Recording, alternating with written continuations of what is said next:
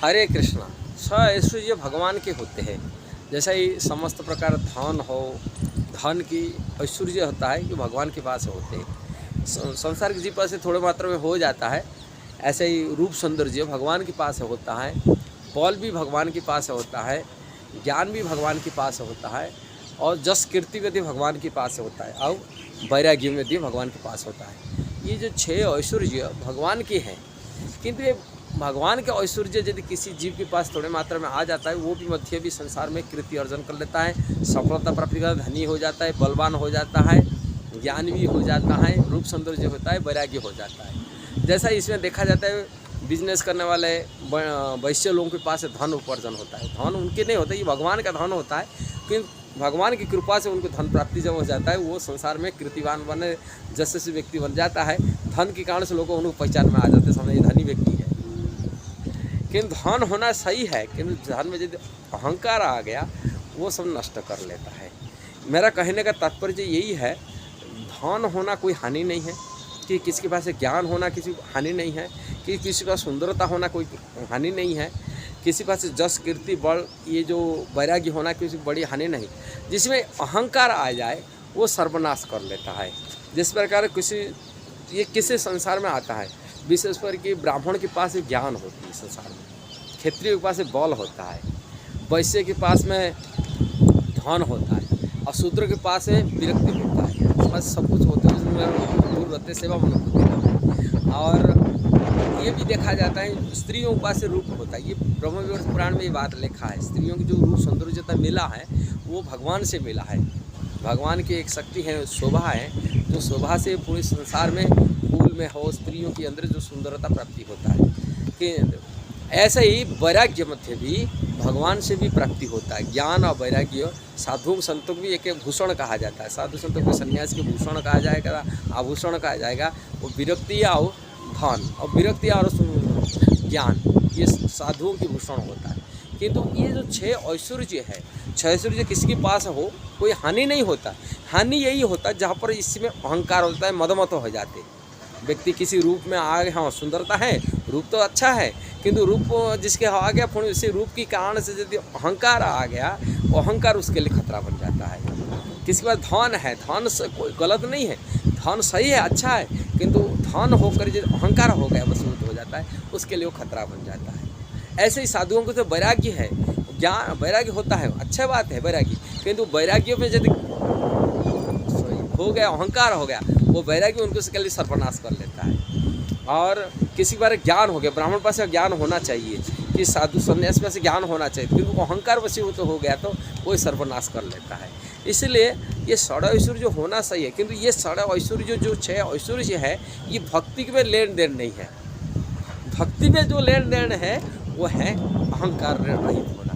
ये छह ऐश्वर्य लोग को सभा दिखाता, समाज को प्रतिष्ठा दिखाता, समाज को पॉपुलैरिटी कराता है, किंतु इसमें अहंकार होने से वो सर्वनाश कर देता है, व्यक्ति को पतन उन्मुखी कर देता है। अब भक्ति ये चीज़, ये छह ऐश्वर्य संपूर्ण अलग है। भक्ति इसमें मतलब है, भक्ति मतलब भगवान के प्रति सेवा करना। आपका धन हो, रूप हो, कि ज्ञान हो, कि वैराग्य हो, भगवान को कोई देन लेन नहीं, भक्ति में कोई देन लेन नहीं। किंतु इसकी यदि भगवान की सेवा में लग जाता है, भगवान की सेवा में लगा देते, तभी वो भक्ति कहा जाता है। किसी की धन हो, धन को यदि भगवान की सेवा में लगा रहा है, वो सही है। किसी के ज्ञान हो, ज्ञान को यदि भगवान की सेवा में लगा देता है, सही है। किसी की वैराग्य हो, वैराग्य के माध्यम से लोगों को कृष्ण भक्ति में सेवा में लगाता है। कारण वैराग्य को देख कर ही लोग आकर्षित होते, ज्ञान को देख कर लोग आकर्षित होते लोग, और वो कृष्ण की सेवा में लगना चाहिए, कृष्ण के प्रचार सेवा में लगना चाहिए। हाँ वैराग्य हो, जो प्रचार नहीं कर रहा है, वो वैराग्य होने का फायदा क्या मिला। तो वैराग्य हो करके, ज्ञानी अर्जन करके, ज्ञान को अर्जन करके यदि कृष्ण की सेवा में लगाता है, हमें ज्ञान का अर्जन किया, भगवान की वाणी की प्रचार करूँगा, कृष्ण की कीर्तन करूँगा, कृष्ण की गुणगान करूँगा, तो भी कृष्ण की सेवा यदि प्रचार की, भगवान की सेवा में लगा रहा है, तो ज्ञान सतुज। और यदि अहंकार आ गया, वो सर्वनाश कर लेता है। इसलिए अहंकार इससे बाधक है। जो छह ऐश्वर्य है, वो छह ऐश्वर्यों का सबसे बड़ा बाधक होता है अहंकार। इसलिए भक्ति का मतलब है नम्रता, दीनता, और दीनता ही नहीं होता है। और ये शूद्र गुण होता है, शूद्र की स्वभाव होता है, वो सेवा करना भावना होता है। यदि शूद्र स्वभाव नहीं है, कोई भक्ति नहीं कर सकता है। भक्ति हो करना मतलब शूद्र स्वभाव को आना पड़ेगा, उनको सेवा मनोवृत्ति आना पड़ेगा। सेवक भावना बनना पड़ेगा। और सेवक बने वो झुक जाता है, निज को नीच मानता है, छोटा मानता है, दीनता होता है, वो शूद्र स्वभाव में रहता है। निज को छोटा शूद्र स्वभाव नहीं जो उनके खान पीने अशुद्ध हो ये बात नहीं, माने झुकना, जो नम्रता सेवा भावना, इसी हिसाब से मैं शूद्र भावना कह रहा हूँ। ये भावना यदि आता है तभी वो भक्ति के आगे प्रगति कर पाता है। इसलिए भक्ति के रहस्य को सभी लोग नहीं समझ पाते। किसी को विरक्त देख कर महान भक्त बोली मान लेते, किसी को ज्ञान हो गया इसलिए महान भक्त बोली मान लेते, किंतु भक्ति जैसे कोई दिल नहीं है। भक्ति होता है नम्रता, भक्ति होता है दीनता, भक्ति होता है सेवा करने का। जब भगवान की सेवा में लगता है, भक्तों की सेवा लगता है, संसार की सेवा में लगा देता है अपनी को, कृष्ण की प्रीत्यार्थ सेवा में लगता है, कृष्ण की प्रचार सेवा में हो, कृष्ण के गुणगान में हो, कृष्ण की कथा में हो, कृष्ण की किसी प्रकार कृष्ण की सेवा में लग जाता है, उसको ही भक्ति कहा जाता है। कृष्ण की भक्ति तो बहुत सारे हजारों अंग है, श्रवण कीर्तन विष्णु अर्चन वंदन दास्यम सक्षम, बहुत सारी अंग है। तो 64 अंग वर्णन करते हैं सेवा में। जिस सेवा में 24 घंटा कृष्ण किसी प्रकार कृष्ण की सेवा में लगी रहता है, वो ये भक्ति है। और वो भक्ति अलग अलग होता है। भावपूर्ण भक्ति जो भाव भक्ति कार्य मनक है, इसलिए भक्ति रसामृत सिंधु रूप गोस्वामी द्वारा जो दिया गया उसके रहस्य को पढ़ना चाहिए। श्रील प्रभुपाद बहुत सुंदर तात्पर्य लिखी की बढ़िया व्याख्या की है भक्ति रसामृत सिंधु, उसको अर्थ को पढ़ना और समझना भी सही है।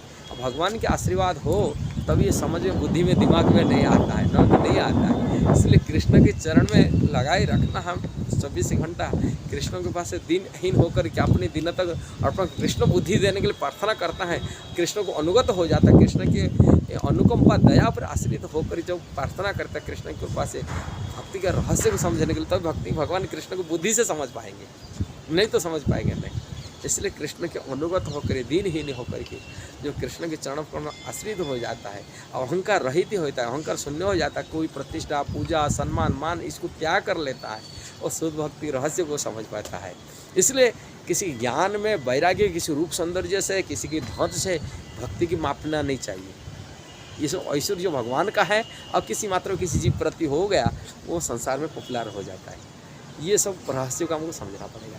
अच्छा लगा तो वीडियो जरूर शेयर करना, सब्सक्राइब करना, लाइक कमेंट देना। हरे कृष्णा।